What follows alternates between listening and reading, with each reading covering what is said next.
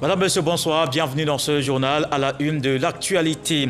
Grande mobilisation des populations du district autonome du Woroba au stade Losini Soumaoro de Séguéla. Le Bafing, le Béré et le Worodougou saluent les actions de développement du président de la République Alassane Ouattara dans toutes ces régions.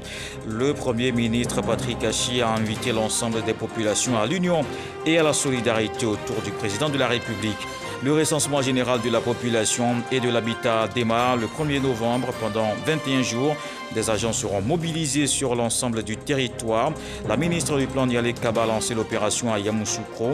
Elle vise à doter le pays de données fiables pour une meilleure planification des actions de développement.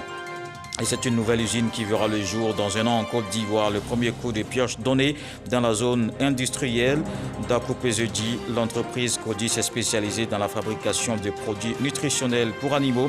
Un investissement de 8 milliards de francs CFA qui répond à la stratégie nationale développée par le ministère de la Production animale et des ressources halieutiques. Un dossier à suivre dans ce journal. Demain, 13 septembre, c'est le retour des élèves à l'école. Entre défis de l'approvisionnement en manuel, angoisse et stress, parents et libraires à l'épreuve de la rentrée scolaire. Et on démarre avec l'actualité politique ce soir, la reconnaissance des populations du district autonome du Woroba au président de la République. Les régions du Bafing, du Béré et du Worodougou réunies au stade Losini Soumaoro de Séguéla.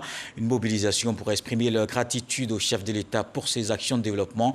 Une journée d'hommage tenue en présence du Premier ministre Patrick Achi. Abou Sanougou. Stade Losini Soumaoro de Séguéla. Démonstration de force des populations du district autonome du Woroba. Elles sont venues des régions du Bafing, du Béré et du Worodougou pour un objectif: rendre hommage au président de la République Alassane Ouattara. Un invité de marque, le Premier ministre Patrick Achi, accueilli dans la ferveur.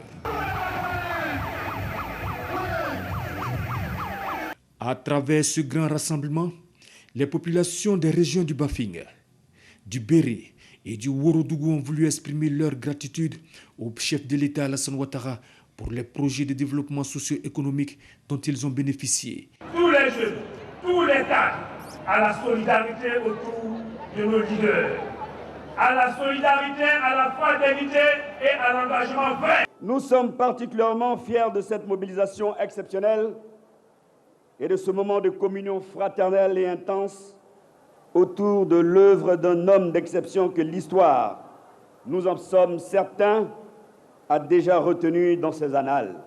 Le district autonome du Woroba, grâce aux nombreuses actions de développement, a aujourd'hui définitivement tourné le dos à cette situation de région d'extrême urgence. Il a tant fait pour nous et il mérite que chaque jour, nous puissions organiser une cérémonie de reconnaissance pour lui. Je vais parler du président. Je vais parler du président. Adama Bictogo, directeur exécutif du Rassemblement des oufouettistes pour la démocratie et la paix, a salué la forte mobilisation et a engagé l'ensemble des populations du Woroba à soutenir le président de la République, Alassane Ouattara. Notre président, celui pour qui nous sommes là aujourd'hui, est une vraie source d'inspiration, de motivation pour consolider notre foi dans l'avenir de notre pays. Chers parents du Woroba, nous devons accompagner le brave tien. Nous devons accompagner Alassane Ouattara. C'est pour cela que d'ici, de la tribune du stade de Losini Soumaoro, j'en appelle à l'unité de tous les militants du RHDP. Amadou Soumaoro, président de l'Assemblée nationale, patron de la cérémonie, s'est félicité également de ce grand rassemblement et a prôné l'union des filles et fils du district du Woroba. C'est pour moi un agréable devoir et un grand honneur de m'adresser à vous à l'occasion de cette cérémonie d'hommage et de reconnaissance au président de la République, son Excellence Alassane Ouattara. Le Woroba vous souhaite plein succès dans votre noble et éclatante mission. Le Premier ministre Patrick Achi a rendu hommage aux populations des régions du Yoruba. Cet hommage au président de la République Alassane Ouattara se justifie pleinement, car le Yoruba a mérité et bien mérité du chef de l'État dans tous les secteurs de développement économique et social. Je voudrais surtout revenir pour ma part sur le secteur de l'électrification. En effet, les investissements engagés dans le district du Yoruba, évalués à près de 91 milliards de francs CFA, ont permis l'électrification de 510 localités rurales entre 2011 et 2021, contre seulement 120 localités depuis les indépendances jusqu'en 2011. Le taux de couverture est ainsi passé de 16% en 2011 à 85% à la fin de cette année.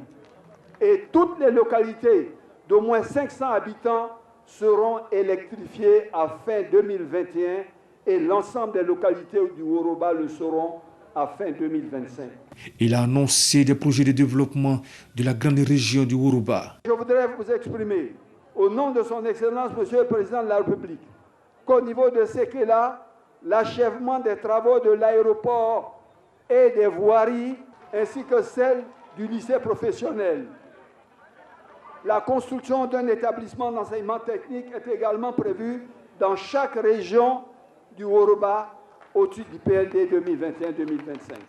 Je voudrais enfin vous remercier, avec vous remercier son Excellence, Monsieur le Président de la République, pour ce parti, le RHDP, formé sous l'impulsion du Président, que nous célébrons aujourd'hui, et qui veut incarner et faire vivre concrètement la politique du Président Félix Houphouët-Boigny, père fondateur de la Côte d'Ivoire moderne, une philosophie construite sur deux valeurs fondamentales, la paix et le développement. Notons qu'avant l'entame de la cérémonie, le Premier ministre Patrick Achi, le président du Sénat Jano Aoussou-Kouadio et Akaouele Eugène, président du CESEC, ont déposé des gerbes de fleurs sur la tombe de l'ancien Premier ministre Ahmed Bakayoko, décédé le 10 mars 2021. Et plusieurs personnalités ont effectué le déplacement. Je vous propose à présent quelques réactions avec Abou Sanogo. C'est le moins qu'on puisse faire aujourd'hui pour le président de la République, pour son leadership en matière de développement, non seulement pour la Côte d'Ivoire, non seulement spécifiquement pour une région, pour la région de Côte d'Ivoire, mais je dirais même pour l'Afrique et pour le monde. Il méritait que ça et là, on lui rende hommage comme ça vient d'être fait. Celui qui ne reconnaît pas les bienfaits de l'homme ne reconnaît pas les bienfaits de Dieu. C'est à ce titre-là et en cette qualité que nous venons tous rendre hommage au président de la République. Que Dieu le protège, il lui accorde les moyens nécessaires et suffisants d'une vie radieuse et qui permet d'atteindre toutes ses fins. Avec elle, toute la Côte d'Ivoire, dont le Yoruba. Il a fait beaucoup reste encore à faire, mais nous faisons confiance au président de la République pour pouvoir donc terminer l'amorce de développement que le Yoruba a commencé, en notamment l'achèvement des routes, des voies de Mankono-Ségéla et Ségéla-Touba. En tout cas, ce sera pour le grand bien de nos parents. Un très grand moment et je suis fier d'être présent aujourd'hui parce que le président a besoin de notre soutien, a besoin qu'on lui rende hommage pour tout le travail accompli. Le Yoruba, vous le savez, est de nature une population reconnaissante. Le Yoruba est de nature une population qui soutient le président de la République. Et fort donc des actions de développement que le président de la République apporte au Yoruba, il était important pour nous de venir lui témoigner toute la marque de considération, toute la reconnaissance au chef de l'État. Nous sommes très heureux d'être aujourd'hui en Côte d'Ivoire et aussi surtout à Ségéla. Et donc nous sommes très heureux. Nous disons une fois de plus merci au président de la République pour tout ce qu'il a fait pour Ségéla. Un discours rassembleur, un discours de sincérité, un discours d'engagement et un discours futuriste. Il faut remercier le Premier ministre car vraiment il est efficace et sa présence ici aujourd'hui nous a permis de comprendre que la Côte d'Ivoire est en marche. Et à présent, cette question, combien de personnes vivent en Côte d'Ivoire? On le saura d'ici à la fin de l'année. Le recensement général de la population et de l'habitat démarre le 1er novembre. L'opération lancée par la ministre du Plan et du Développement, Nyale Kaba et Yamoussoukro. Le pays pourra disposer de données statistiques fiables pour assurer le développement. Kader Sogodogo. Combien sommes-nous exactement en Côte d'Ivoire? Où vivons-nous? Combien y a-t-il d'hommes et de femmes? Voici autant de questions auxquelles le recensement général de la population et de l'habitat, RGPH 2021, viendra répondre. Il est prévu du 1er au 21 novembre 2021. L'annonce a été faite par la ministre du Plan et du Développement, Nialé Kaba, à l'ensemble du corps préfectoral ivoirien réuni au pied de la basilique à Yamoussoukro. Les préfets ont reçu, pour la circonstance, leur feuille de route pour la réussite de l'opération. L'objectif, c'était ensemble les mettre en mission pour cette opération importante. Ensemble, leur demander leur appui, leur collaboration, leur encadrement de nos agents qui vont être sur le terrain pour que de maintenant jusqu'au dénombrement, l'opération se passe dans les meilleures conditions. Une opération nécessaire pour une meilleure planification du développement avec des statistiques fiables. Il est clair qu'une mobilisation de toutes les populations s'avère nécessaire. On compte sur les populations pour se faire recenser, adhérer massivement à l'opération. Ça a un objectif purement économique. Si on ne connaît pas la taille des populations, on ne peut pas dimensionner les infrastructures. On ne peut pas dimensionner les actions ciblées. Le recensement général de la population et de l'habitat 2021 est le 5e du genre en Côte d'Ivoire. Était présent à son lancement, aux côtés de la ministre du Plan et du Développement, Nialé Kaba, le président de la Chambre nationale des rois et chefs traditionnels de Côte d'Ivoire et le ministre-gouverneur de Yamoussoukro, Dr Augustin Thiab. Et c'est aussi l'heure de la mutualisation des moyens pour lutter contre les désinformations sur les réseaux sociaux. La question est au cœur de la première session extraordinaire de la réunion des ministres en charge de la sécurité. Des représentants des 5 pays membres vont réfléchir sur les actions communes à mener. Le ministre ivoirien de la Sécurité, Wagondo Diomandé, participe aux travaux. Moussa Konaté. Fake news, rumeurs, informations modifiées sur les réseaux sociaux visent à manipuler ou tromper l'opinion. Ces actes de désinformation préoccupent le Conseil de l'Entente. La problématique des fake news affecte quotidiennement la vie de nos populations. En effet, la désinformation mensongère et parfois diffamatoire que véhiculent chaque jour ces réseaux sociaux est une nouvelle forme de délinquance qu'il est impérieux de combattre et de contrôler. Lutte contre la désinformation sur les réseaux sociaux. Le sujet est donc au centre de la réunion des ministres en charge de la sécurité et des frontières du Conseil de l'Entente. Des représentants des 5 pays membres de l'institution échangeaient sur la mutualisation des moyens pour freiner le phénomène. Dans le cas de la gestion de la Covid-19, plusieurs messages qui circulaient tentaient de convaincre nos populations de l'inexistence de la maladie à coronavirus. La même attitude est actuellement observée avec la mobilisation d'un courant anti-vaccin, appelant nos concitoyens à ne pas se faire vacciner. La désinformation et les fausses nouvelles qui circulent sur les réseaux sociaux ont des conséquences néfastes sur la paix et la sécurité de notre espace entente. Ces outils peuvent également être facilement utilisés par les groupes terroristes en vue de favoriser l'expansion de l'extrémisme violent dans notre sous-région. Nos États se doivent donc d'explorer les voies et moyens nécessaires pouvant permettre de contrôler le contenu des dits réseaux et de réprimer au besoin tout comportement tendant à troubler l'ordre public. Nos États disposent-ils de l'arsenal juridique nécessaire à la répression des infractions constatées dans un domaine aussi novateur? Sinon, comment y remédier? Les agents en charge de la gestion de ces cas avérés sont-ils suffisamment formés? Ces questions sont au cœur de nos préoccupations quotidiennes. Aujourd'hui, il nous faut les aborder sans faux fuyant, en partageant nos expériences. Nous entendons réprimer, mais surtout trouver ensemble des voies et moyens d'une régulation à même de prévenir tout cas d'abus dans l'usage des réseaux sociaux aux conséquences dévastatrices. Les participants à cette rencontre ont recommandé, entre autres, le renforcement de la coopération policière et judiciaire afin de lutter efficacement contre la désinformation via les réseaux sociaux. La sécurité favorise aussi les investissements. Dans 12 mois, la Côte d'Ivoire va compter dans son parc industriel une nouvelle usine. Elle est spécialisée dans la fabrication de produits nutritionnels pour animaux.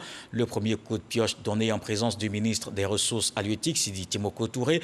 L'entreprise va investir 8 milliards de francs CFA. Lansini Bakayoko. Bâtie sur une superficie de 33 000 m², cette usine de fabrication d'aliments pour bétail, porcs, volailles et poissons est portée par le néerlandais Koudis. Avec un potentiel annuel de 120 000 tonnes, ce site industriel majeur permettra de mieux répondre à la demande croissante de produits de nutrition animale en Côte d'Ivoire et dans la sous-région. La Côte d'Ivoire, un choix de raison pour l'opérateur économique. Le pays a entrepris des réformes qui ont rassuré les investisseurs, ont fait de ce pays un hub économique de la sous-région. Les besoins alimentaires restent énormes au regard de l'évolution de la population ivoirienne, des potentialités de l'espace économique de la CEDEAO et de l'UEMOA. Ces deux zones représentent une population d'environ 330 millions d'habitants. Fortement mobilisés à cette étape de démarrage des travaux, les éleveurs locaux espèrent avoir à disposition des produits de qualité et surtout à moindre coût. Pour le ministre Sidi Timoko Touré, les 8 milliards qui vont être investis viennent donner un coup d'accélérateur à la stratégie nationale en matière de production animale et halieutique. Stratégie nationale qui prévoit une augmentation substantielle des tonnages. Je voudrais vous accompagner dans ce processus qui est de faire du secteur des ressources animales halieutiques un secteur compétitif, une source de création de richesses et d'emplois décents et stables pour une alimentation saine, nutritive et suffisante, respectueuse de l'environnement, couvrant les besoins alimentaires et nutritionnels nationaux et tournée surtout vers la conquête du marché régional. Rendez-vous est pris pour août 2022 où l'entreprise espère mettre sur le marché les premières cuvettes de protéines pour animaux d'élevage. Dans le cadre du magazine du dimanche, à ce 13h, Hamza Diaby a reçu M. Daouda Kamagaté, conseiller technique au ministère du Budget. Il est le président de l'Observatoire des plaines foncières. Dans cet extrait de l'entretien, il nous donne les missions de l'OPF. La propriété foncière est un élément important dans la vie économique, dans la vie sociale même d'un État. Voyez-vous, lorsque vous avez un bien, vous pouvez donc n'est-ce pas, le mettre sous garantie pour avoir des prêts. Donc cela donc participe à l'activité économique en tant que telle. L'Observatoire est donc venu pour pouvoir éliminer tout ce qui est obstacle qui pourrait, n'est-ce pas, se poser au niveau des administrations pour que les entreprises, les individus puissent jouir, n'est-ce pas, pleinement de leur droit d'accession à la propriété foncière. Et vos activités, ce sont lesquelles? Vos activités et puis surtout, comment on vous saisit? Comment se fait la saisine? Alors, les activités sont nombreuses. D'abord, nous avons pour objet de recevoir les plaintes, comme le dit, n'est-ce pas, le titre même de cet observatoire. Et donc, les plaintes sont donc adressées, nous instruisons et nous apportons des solutions. Nous suivons même, n'est-ce pas, la mise en œuvre de ce sens-là. Également, nous faisons de la veille également pour voir, n'est-ce pas, comment se comportent les services, si cela est conforme également, si cela ne crée pas de différents obstacles au droit, n'est-ce pas, d'accès à la propriété foncière. À cela s'ajoute également une force de proposition, un organe de proposition pour pouvoir améliorer le dispositif, pour pouvoir améliorer le fonctionnement de l'administration en la matière, de ce sens-là. Toutes les saisies sont en ligne. Toutes les saisies sont en ligne pour, n'est-ce pas, dans le cadre, n'est-ce pas, de la modernité de nos différents instruments. Autre chose dans l'actualité, dans la commune d'Abobo, les vendeurs de bétail quittent les espaces occupés de façon anarchique. Il s'agit principalement de la libération du site devant abriter le CHU, un lycée d'excellence, une piscine olympique, un départ volontaire constaté par les services techniques chargés de démanteler quelques installations encore sur les lieux. Ce dimanche, la maire Kandia Kamara a fait le constat. Elle se réjouit de l'adhésion des populations à ces initiatives qui visent à doter la commune de plusieurs infrastructures et un meilleur cadre de vie. Et il nous faut aussi surtout ne pas manquer de rester vigilants en cette période de crise sanitaire. La Covid-19 continue de menacer la santé.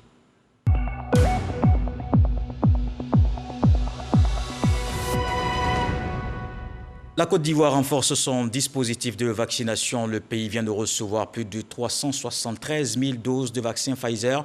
Le lot réceptionné hier à l'aéroport international Félix Houphouët-Boigny d'Abidjan. C'est un don des États-Unis qui s'inscrit dans le cadre de l'initiative COVAX. Walter Amadou Ouattara. Aéroport Félix Houphouët-Boigny d'Abidjan, samedi 11 septembre 2021. Des lots de doses du vaccin Pfizer Covid-19 sont débarqués. C'est un don des États-Unis à la Côte d'Ivoire à travers l'initiative COVAX. Et je voudrais souligner que le vaccin Pfizer est le premier vaccin à obtenir son autorisation définitive. C'est dire que c'est un excellent vaccin. Je voudrais féliciter la Côte d'Ivoire pour sa gestion de la riposte à cette pandémie. La Côte d'Ivoire s'en est sortie jusque-là bien mieux que la plupart des pays du monde et de la région.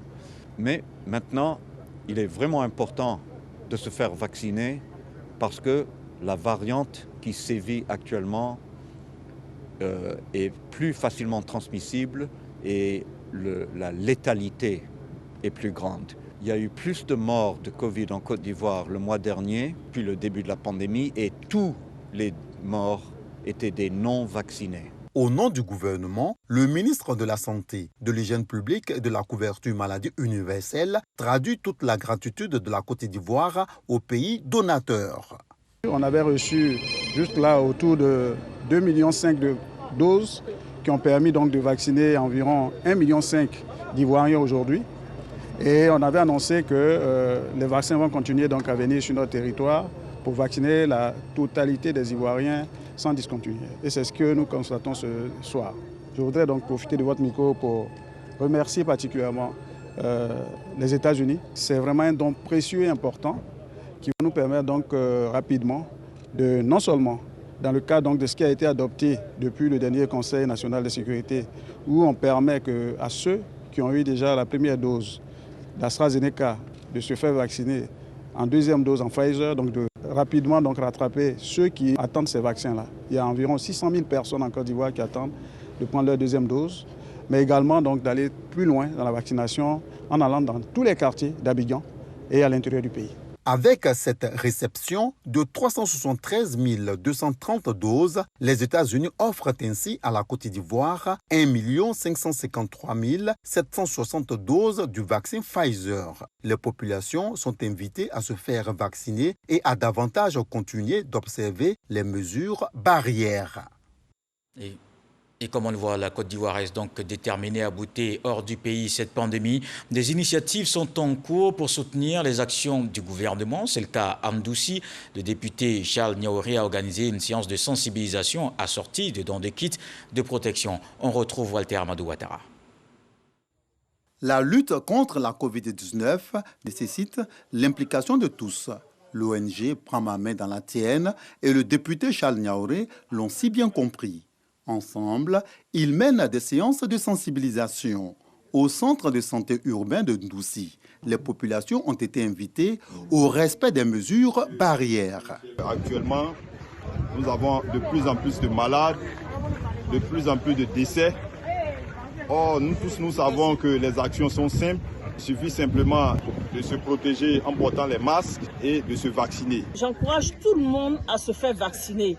Car le vaccin, c'est la santé, c'est la vie. Pour accompagner les efforts du gouvernement et appuyer cette campagne de sensibilisation, des dons de produits d'hygiène, de gel hydroalcoolique ainsi que de cache-nez ont été faits aux populations et au personnel médical. Pour aider l'hôpital de Mdoussi dans la lutte contre la Covid, et dire qu'il s'agit pour nous d'être les partenaires de cette ONG afin que cette activité soit une réussite ici dans notre zone. Et nous voudrons inviter le corps médical à prendre soin de ce don reçu et que là puisse servir les braves et les belles populations de Mdoussi et de Bolivie.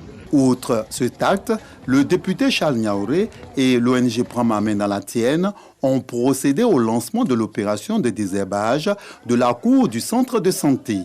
L'opération sera exécutée par les volontaires de cette ONG. Je vous donne les chiffres de la Covid aujourd'hui. 225 nouveaux cas enregistrés ce dimanche. Au total, 55 925 personnes guéries, 58 009 cas confirmés, 515 décès.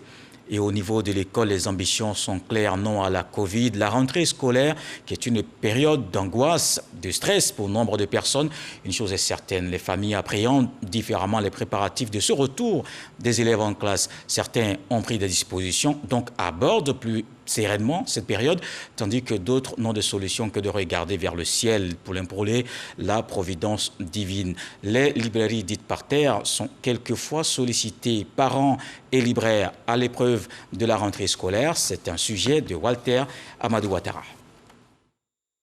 La rentrée scolaire 2021-2022 est prévue pour le 13 septembre. Avant cette date, les préparatifs vont bon train. Certains parents préfèrent se tourner vers des librairies dites par terre. J'ai 4 enfants scolarisés. Nous sommes obligés de se retourner vers les libraires d'ailleurs ici pour essayer de s'entendre avec eux. Quand je ramène le livre de 6e pour prendre pour 5e, j'arrive à économiser. Je mets seulement que peut-être 1000 francs, je prends pour 5e.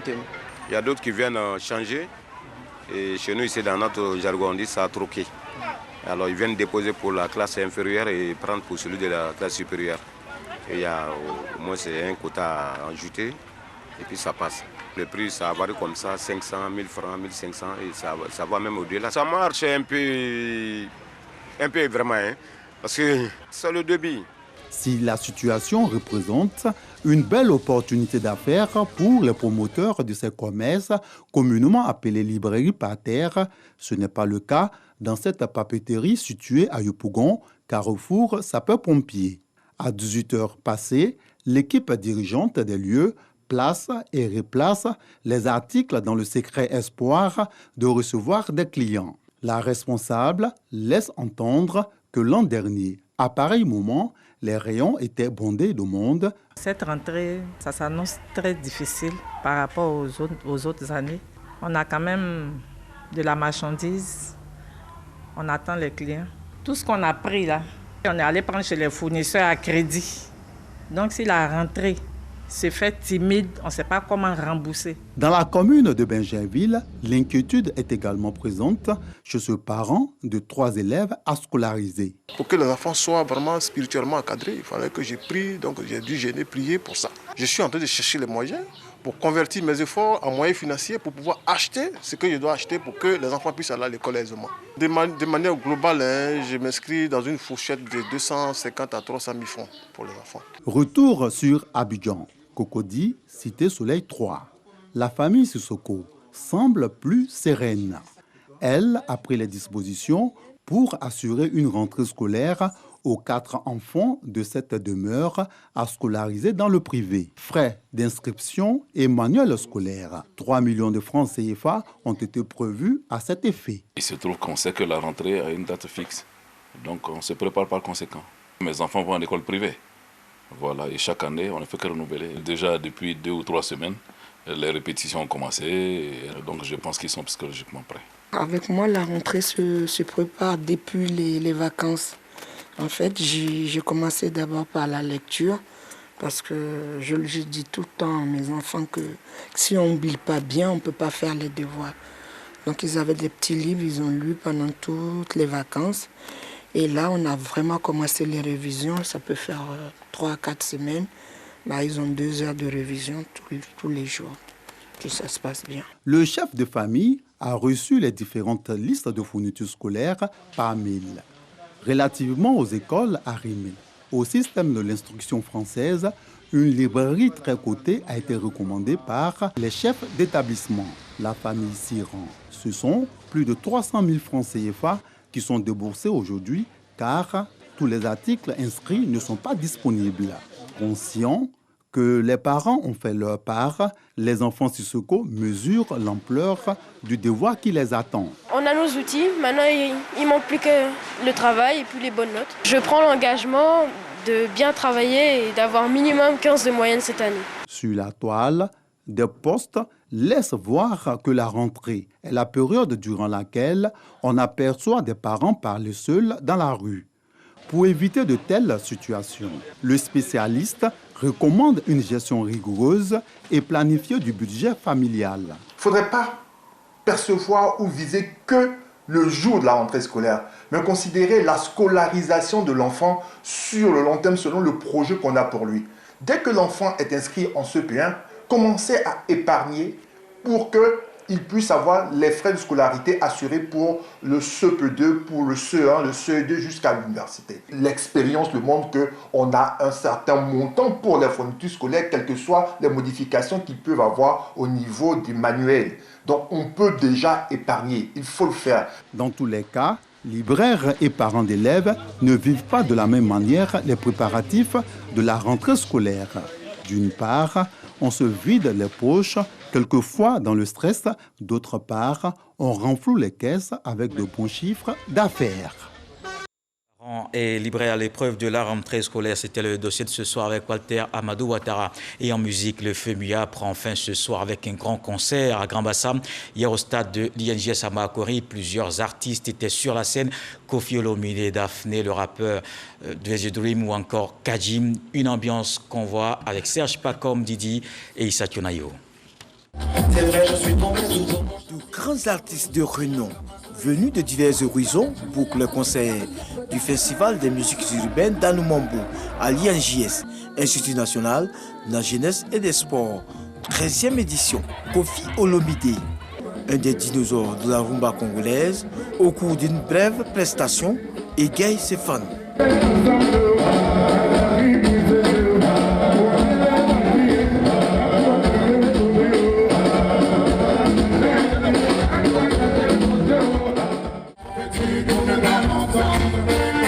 Kajim, avec des titres très connus de son riche répertoire, fait danser et chanter le public sur de notes musicales de reggae et raga.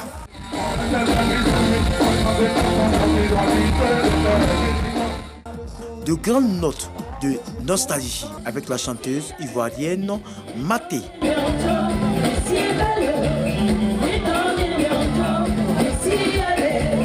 L'artiste replonge les festivaliers dans de nombreux souvenirs avec plusieurs de ses chansons à succès.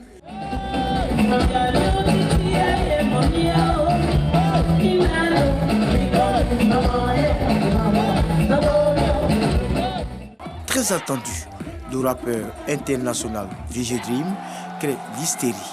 Le public ne boude pas son plaisir.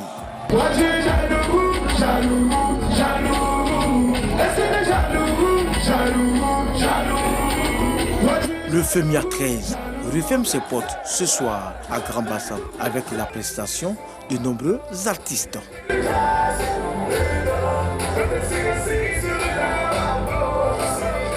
Tous les dimanches, place au tour du monde de l'actualité. Ce qui a marqué toute cette semaine d'information, c'est dans le 7 sur 7 avec Éric Goré.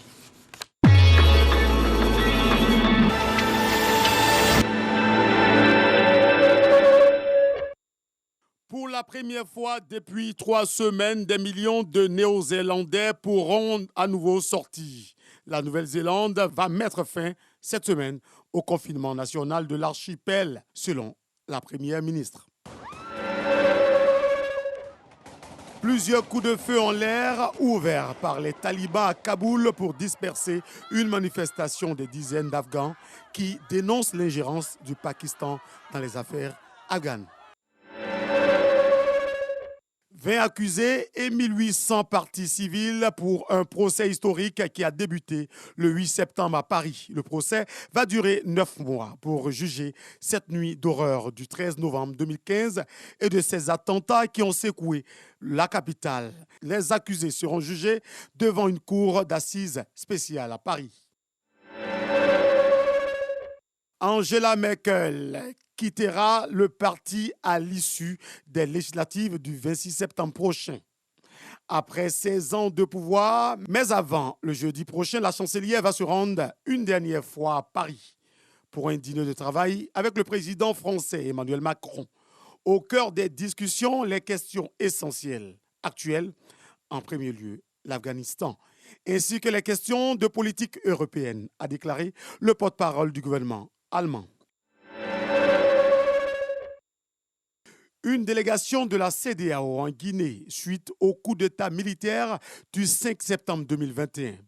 La délégation a pu voir Alpha Condé. C'était une de ses priorités.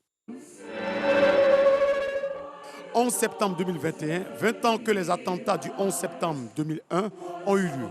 Contrairement à ses prédécesseurs, en lieu et place d'un discours pendant la cérémonie de commémoration, le président américain Joe Biden a enregistré et diffusé une déclaration la veille où il appelle à l'unité nationale. Une semaine après le coup d'État militaire, l'heure est aux négociations, selon la junte au pouvoir. Du mardi 14 au vendredi 17 septembre, au Palais du Peuple, ce sera une série de rencontres toutes les heures avec les partis politiques, la société civile et encore les représentants des compagnies minières. Ce sont les concertations avec toutes les forces vives de la nation, selon le communiqué du Comité national du rassemblement et du développement, CNRD.